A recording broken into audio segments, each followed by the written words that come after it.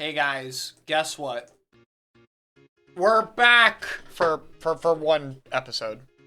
Guaranteed. I don't know if I'm gonna bring this series back completely. I don't even really remember how I did it before. It's been like a little over half a year. But, I saw some demand for it, so you know what? We'll talk about Urchin a little bit. So, Urchin has a few things about it that are pretty unique. One of the first things I want to talk about is kind of the spawn launch zone, as I like to call it, which is basically this line over here. And you can basically launch out of your spawn and land at any point along this line. So you can get pretty far out of your spawn in multiple areas, but you also have a very fast right route. Let me change the color here. You have a very fast right route drop here. And if it's not respected, then you can get all the way up here. You have closed area back here, which is going to be really important, and we'll talk about it. And then you kind of have the main section where the map is played out, right, where you're either going to be holding here, or you're going to be having this, like, long team fight in this big zone area, right? These are usually the different parts of the map that you'll see be played out. And I feel like what's worth talking about right away on this map is that this is possibly the weakest anchor stage in the entire game. At least for typical, like, charger anchors and splottlings. Maybe things like Explo or even Wellstring can get away with it better here due to the massive amount of angles, but even they, I'd say, would struggle a little bit. Mainly, this map is just very rotation heavy, and there's a lot of cover, so it's hard to pressure.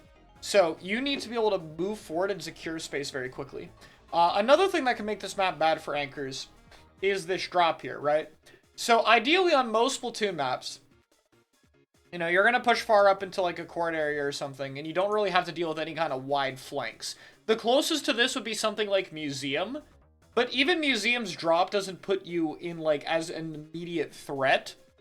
And the other thing is, again, like, remember how close this spawn map has. So if we look at Museum, right, and I can jump out of spawn, I can go right here, and I can drop down here, and I can, like, flank or do something like this, and that's still fairly fast.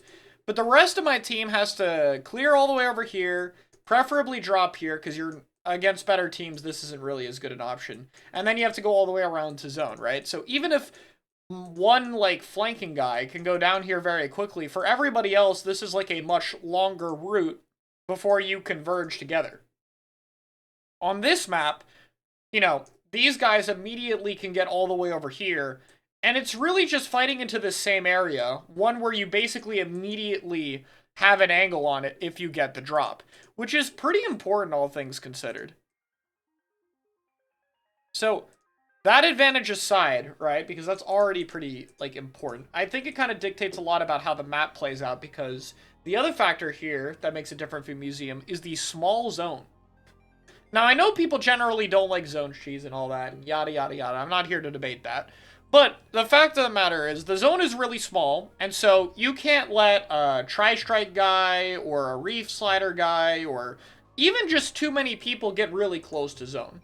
So as a defender, you, one, can't let people go here because they can, like, slide or bubble whatever from here, but you also can't really let them get far past this ramp. So the attackers are fighting very close to where the defenders are immediately able to fight out of spawn. So a lot of cases, these guys will just drop out with their spawn barrier, and they're going to try to take this left side of the map. Which, if we start for the defender POV, is probably the most important thing. This left side of the map is really important to clear for a few reasons. First off, you don't want to deal with a defender that has this part of the map specifically. They can basically always threaten a good angle behind you or go wide around your team. They also have high ground, which gives them really good vision over everything. The only thing this spot doesn't allow you to do is cover the flank over here. So clearing that's going to be really important. And in general, if you're an attacker, this is a good angle to break to if you ever see this open. Like, if this is a giant neutral fight in the middle over here, and you notice that this is open, this will usually be good to take, especially for more mobile weapons. So typically defenders will want to clear this part over here, and be able to use that to either send someone on a wider angle, or just use it to poke over here while the rest of the team runs up this ramp, and maybe you have a guy flanking, right? Again, like we've talked about this series, wider angle of attack is typically the better thing you want to do. So, all of that is worth noting, right?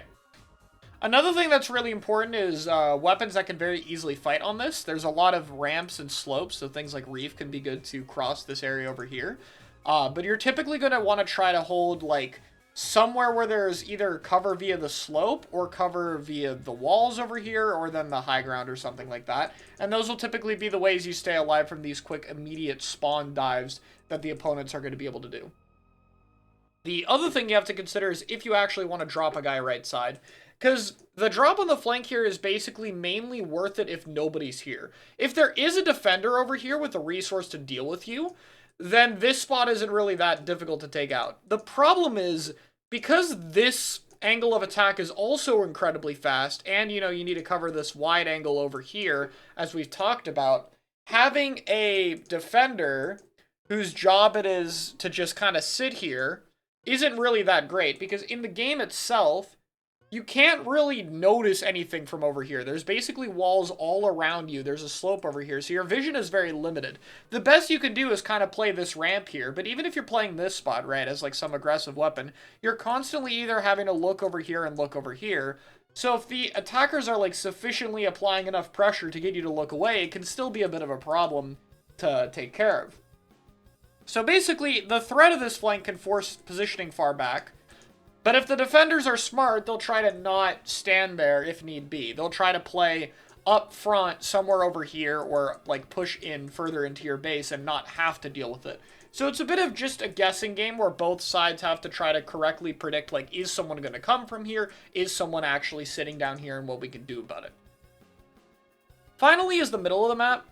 I think the most important thing to keep in mind is the center of zone down here is a really tough position to play. You can see like a Slosher or an S-Blast get here to peek ledge sometimes, but typically it's just very risky. It's very safe to be able to back off in this area, and there's going to be a lot of AoE in close range, so this death pit is just, again, very scary to play into. The most important thing is really figuring out how you're going to take space here. I think that something like a bubble over here or over here is incredibly threatening, obviously, on the sides of the map. If this is open, you should obviously go for it. But a lot of it is going to be using specials to try to push, like, from one of these side angles and through the middle at the same time, or even all the way around. So you want to kind of assess, right, which side the enemy team is giving up. Like, do you have this angle, or is, like, your hold something like this? And then whichever side you have more space on between these two is where you're going to want to try to push from and try to gain ground here. And you have to be careful in pushing in that you don't condense yourselves. Like, if the enemy team backs off here, you have to be careful you don't barrel in and clump. You need to keep your angle wide when you're walking in. So typically the best thing to do if the enemy team actually backs off and gives you space isn't to barrel directly into them, unless if you have like a reef on this ramp or a bubble or something. It's to just hold this and send a guy around and use that pull to then start forcing their team back. Something like that. And again, because of how aggressive and how fast and how open this map is, like I've been talking about, anchors are typically not as recommended. Beacons are also very powerful for a lot of the same reasons, right? There's so many different areas to move in, so clearing a beacon up here, down here, and like another one, I don't know, like in this corner or something, actually takes a while. And it actually gives you, like, space control over here. You can see where people are coming from because of the beacon location, so it allows you to have a better info on this guessing game over here. So that's about all the info I have for this map. Urchin is a very fun stage to play on. It is very engaging, and there's generally just a lot you can do with it, but it's very aggressive, very close range favored, and again, trying to find space on a map this small and short range favored is incredibly important. I hope this was able to help you out, and I'll see you all next time.